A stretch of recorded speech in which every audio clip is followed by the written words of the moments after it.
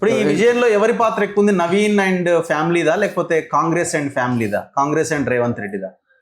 Congress and Revanth Reddy అన్నది అంతేనా ఉంది. అందరు జనాలు ఏమనుకుంటారంటే నవీన్ యాదవ్ అని పెట్టడం వల్లనే కాంగ్రెస్ గెలిచింది, ఫేస్ ఆయనది అని అంటున్నారు. దీన్ని మీరు ఎట్లా చూస్తున్నారు? అది సర్వేలు చేసి ఇచ్చిండు. ఓకే, ఒక 20 మంది మీద 100 సార్లు సర్వే చేశారు. మా కుటుంబం మీద మంచి రిపోర్ట్ వచ్చింది కాబట్టి రేవంత్ రెడ్డి అన్న, పిసిసి మహేష్ గౌడ్ అన్న, వీళ్ళందరూ కూడా కమిటీ మొత్తం క్యాబినెట్ అందరు కూడా సహకరించారు. ప్రతి కాంగ్రెస్ కార్యకర్త కూడా సహకరించారు, ఎంఐఎంలు సహకరించారు.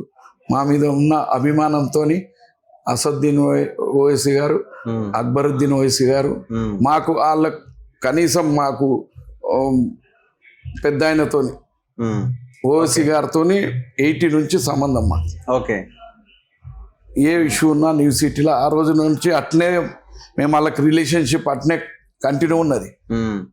ఆయన మమ్మల్ని కుటుంబాన్ని చూసి ఫస్ట్ టైం టికెట్ ఇచ్చిండు. ఆ తర్వాత మా కుటుంబాన్ని చూసి రేవంత్ అన్న ఈ సఫర్ అయిన కుటుంబం అన్ని పార్టీలు వాడుకున్నారు, ఓకే వదిలేసిరని ఆ రకంగా ఆయన గుర్తించి మాకు ఫుల్ సపోర్ట్ దొరికిందా? ఫుల్ సపోర్ట్ దొరికిందా? కాంగ్రెస్ నుంచి ఫుల్ సపోర్ట్ దొరికిందా? ఫుల్ సపోర్ట్ మంత్రుల దగ్గర నుంచి, రేవంత్ రెడ్డి అందరి దగ్గరికి ఫుల్ సపోర్ట్ దొరికింది. ఎక్కడైనా డిస్టర్బ్ అవ్వడం, ఏం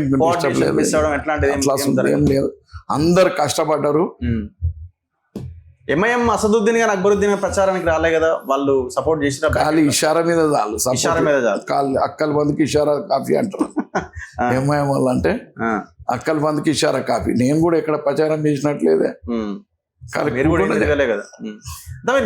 బ్యాక్ ఎండ్ వర్క్ కదా మీరు. ఎవరెవరిని ఎట్లా ఏమేమి చేయాలా, ఎట్లా ఎవరిని కూసబెట్టాలి, ఎవరిని నిలబెట్టాలి, ఆ పనిలో మీరు ఉన్నట్టున్నారు, చేయాలి కదా.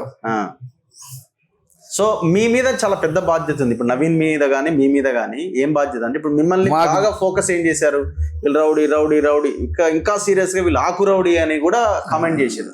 ఇప్పుడు మీరు దాని నుంచి మేమేంటి అని ఇప్పుడు మీరు అధికారం ద్వారా మీరు నిలబెట్టుకోవచ్చు. మేము ఎప్పుడు అట్లా చిల్లర లెక్కలు చేయలేదు, నేను కాదంటలేదు, కానీ మీకు ఇంకా ఇప్పుడు ఆ బాధ్యత మరింత పెరిగింది అని అంటున్నాను. ఎవరితోనన్నా నా మీద కేసులు ఉన్నాయి కదా, మళ్ళా మనం ఇద్దరం కూకుందాం, నా ఫైల్ అన్ని తీసుకో, ఏం కేసులు ఉన్నాయి, నేను కొట్లాటిన ఉన్నాయా, నా అనుచరుల మీద పెట్టిన కేసులు ఉన్నాయా, నేను ఇప్పుడు కొన్ని కొట్టినా అంటే వాడిని కొట్టినా అంటే నేనేమన్నా వానికి నాకు పగుండాలిగా.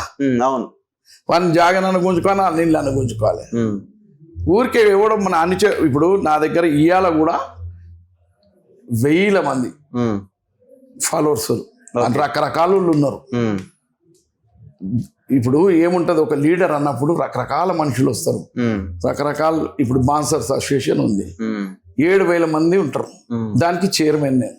ఓకే, వాళ్ళంతా మంచిగా పైల్వాని చేసి ఉంటారు.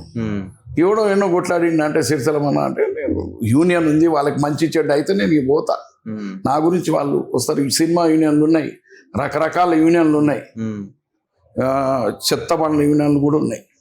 అందరూ ఇప్పుడు 7 ఉన్నా మా అన్న అంటారు. ఇప్పుడు ఎట్లనే ఇంత ఖర్చు పెట్టినావు, మరి సంపాదించడం ఎట్లుంటది? మరి ఖర్చు అయితే బాగానే అయింది, కాదనడానికి లేదు అన్న.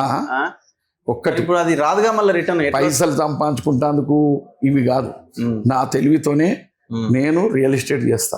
ఓకే, నా తెలివితోనే సంపాదిస్తా. సంపాదించిన దాంట్లో ఒక 20% 30% ఖర్చు పెడతా. ఎందుకు పెడతా? 1978లో ఒక బాంబ్ బ్లాస్ట్ అయింది. అప్పుడు 26 మంది చనిపోయారు. అప్పుడు ఒక పెద్ద ఆమె, ఒక అమ్మవారు స్వయంగా కనిపించి నువ్వు చాలా బాకిన్నావు అని చెప్పడం జరిగింది. ఓకే, ఆ బాంబ్ దాంట్లో అందరికీ తెలుసు, ఓకే, పరిటాల రవణ, మోహన్ బాబు అన్న, మేము అప్పటి నుంచి అనుకున్నాం సేవ అంతకుముందు కూడా సేవ చేస్తుంటే. ఓకే, ఆ రోజు మోహన్ బాబు అన్న అన్నాడు, తమ్ముడు నువ్వు చేసిన సేవలు, ఎందుకంటే ఆ ఫిలిం నగర్ నేను సొంతంగా పట్టాలు ఇప్పించిన ఎన్నో చేసిన. నాకున్న చంద్రబాబు నాయుడు గారు నాకు సహకరించినప్పుడు మంత్రికి ఇచ్చినట్టు, అప్పుడున్న కలెక్టర్ గారు బాగా సపోర్ట్ చేసి, అప్పుడున్న నోడల్ ఆఫీసర్ ఒక మంత్రి చెప్పినట్టే అట్లా నేను గరీబుల ఆశీర్వాదం ఉండేప్పటికే అంత పెద్ద యాక్సిడెంట్లకని బతికిన. ఓకే. నేను ఎన్నడూ కూడా నా కేసులు కూడా చూడండి, ఒకరిని బెదిరించిండు, ఒకరి దగ్గర జాగ్గు, ఇప్పుడు నేను ఇంత పెద్ద చెప్తారు అది ఇది అని. నేను ఎప్పటి నుంచి టీ జమానా నుంచి ముఖ్యమంత్రులతో